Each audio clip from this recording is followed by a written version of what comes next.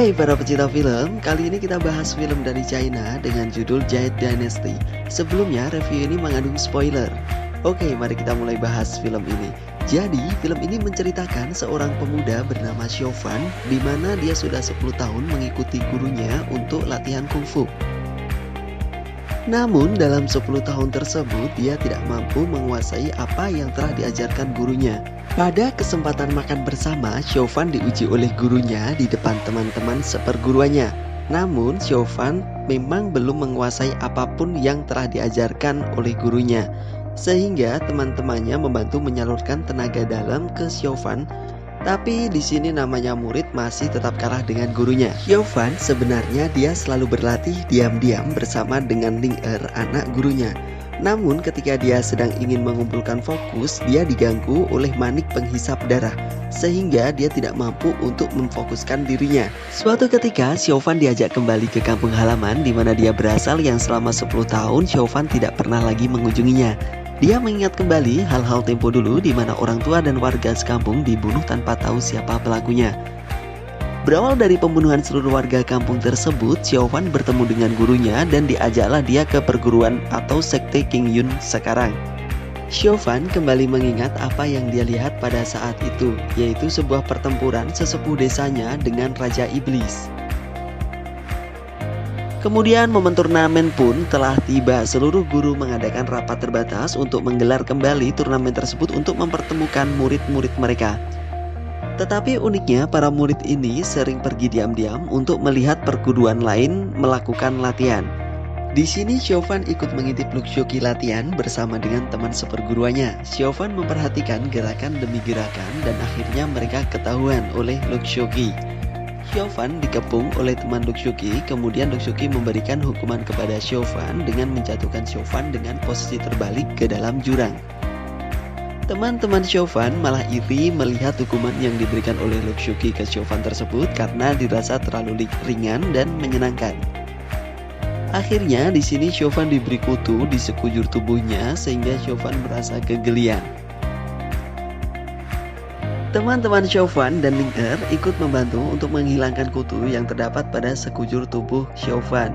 Namun pada saat Ling ikut membantu menghilangkan kutu atau mengambil kutu yang terdapat pada rambut Xiaofan, tiba-tiba Xiaofan melongo dikira mau dicium oleh Ling Xiaofan sering cerita kepada teman yang ada di danau, yaitu seekor naga penunggu danau tersebut, perihal perasaannya kepada Ling Xiaofan mungkin merasa nyaman karena Ling yang memberikan perhatian lebih seperti melatihnya secara diam-diam. Kekuatan manik penghisap darah mengganggu Xiaofan sehingga dia sempat ingin membuang manik tersebut. Manik penghisap darah tersebut didapatkan Xiaofan kecil dari sesepuh desanya. Sekaligus Xiaofan kecil pada saat itu diberikan kemampuan yang diturunkan oleh sesepuh desanya agar dapat menjaga manik penghisap darah tidak diambil oleh orang jahat yang mengincarnya. Namun sebelumnya sesepuh desanya memberikan syarat bahwa Xiaofan harus bersedia memanggil guru setelah diberikan kekuatan itu. Xiaofan kecil menyanggupi dan diturunkan kekuatan itu padanya. Pada saat Xiaofan akan membuang manik penghisap darah, dia diganggu oleh seekor monyet yang akhirnya menjadi binatang peliharaannya. Xiaofan sampai terjatuh ke sungai pada saat monyet tersebut mengejarnya. Setelah dia keluar dari air, monyet tersebut menggigitnya sampai berdarah. Pada saat itulah Xiaofan heran karena darah yang keluar langsung diserap oleh manik penghisap darah tersebut. Seketika itu tongkat yang tersembunyi di dasar sungai keluar dan menyatu dengan manik tersebut, sehingga menciptakan sebuah kekuatan yang luar biasa. Para guru dari berbagai perguruan yang sedang berkumpul melihat cahaya yang dihasilkan dari menyatunya tongkat dengan manik penghisap darah. Mereka menyadari akan hadirnya Raja Iblis. Setelah tongkat itu dibawa oleh Xiaofan, anak Raja Iblis yang bernama Biao berusaha merebutnya. Namun Biao gagal karena Xiaofan diselamatkan oleh Luxioqi dan Ling Biao akhirnya kabur, namun dia datang kembali ke tempat tinggal Xiaofan. Namun pada saat itu juga tidak berhasil membawa tongkatnya. Malah Biao dibuat pingsan dengan dipukul oleh tongkat yang bergerak sendiri. Biao pun pingsan sampai pagi hari bersamaan dengan Chauvin bangun tidur. Chauvin kaget bukan kepalang karena bangun tidur menemukan wanita asing berada di ranjangnya. Biao masih mencoba untuk mengambil kembali tongkat Chauvin, namun tetap tidak berhasil karena tongkat hanya menurut dengan pemiliknya atau dengan pemilik darah yang sudah diserapnya.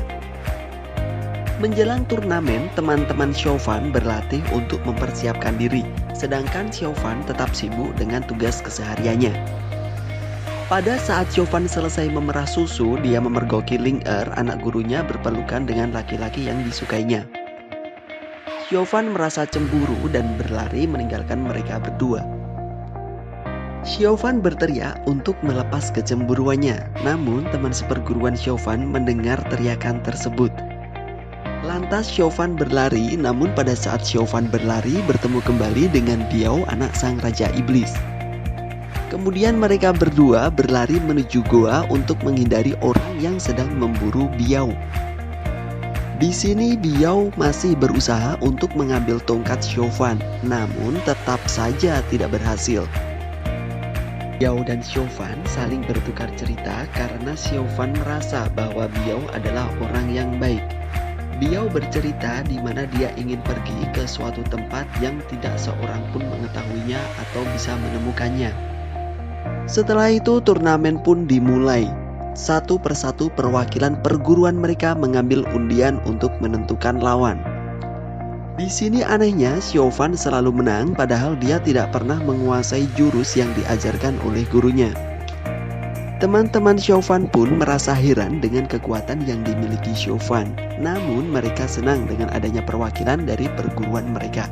Pertandingan pertama, Luxuki menang dengan mudah meski kondisi dari Luxuki sendiri tidak sehat karena sering melakukan latihan yang berlebihan. Sebelumnya Luxuki sudah disarankan gurunya untuk menyerah, namun Luxuki tidak menyetujuinya. Sehingga gurunya pun memberikan ramuan untuk menjaga Luxuki tetap bisa bertanding dalam turnamen tersebut. Luxuki berambisi bisa memenangi turnamen agar bisa membawa nama baik perguruannya. Di sisi lain, Chauvin berusaha bertarung untuk mengalahkan lawannya.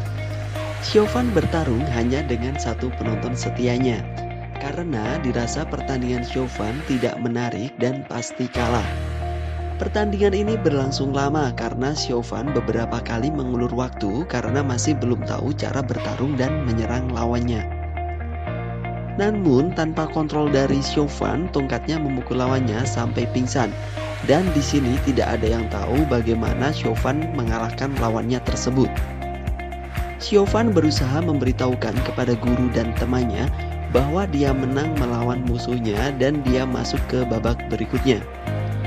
Pertandingan selanjutnya mempertemukan Chauvin dengan Jingyu. Jingyu berusaha mengalahkan Chauvin namun tidak mampu menandingi Chauvin dan tongkat saktinya. Chauvin merasa tongkatnya dapat menyakiti orang lain dan dia berusaha menyingkirkan tongkat tersebut dengan membuangnya. Namun tongkat tersebut tetap kembali kepada Chauvin. Sampai akhirnya pertandingan mempertemukan Chauvin dan Luxuki. Chauvin merasa tidak enak untuk melawan Shoki karena mengetahui bahwa Shoki kondisinya sedang sakit. Beberapa kali Chauvin jatuh terkena pukulan Luxuki. Kemudian Chauvin mencoba melawan Luxuki dengan serius sampai orang yang menonton heran dengan kemampuan yang dimiliki oleh Chauvin. Pertandingan tersebut berlangsung sengit antara keduanya. Namun di sini Chauvin memilih menyerah melawan Luxuki karena khawatir akan mencederainya. Sampai Chauvin kalah dan tak sadarkan diri.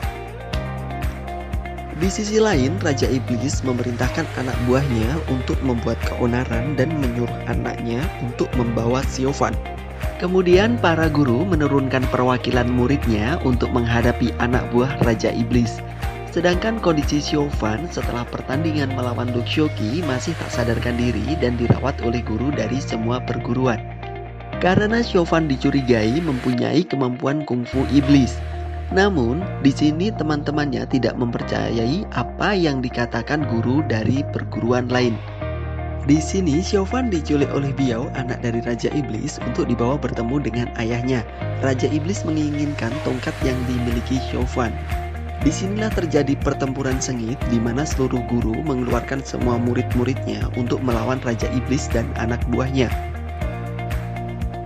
Pertempuran ini juga yang membuat Biao terluka karena hundusan pedang dari Luxioki yang diarahkan ke Chaofen namun dihalangi oleh dirinya.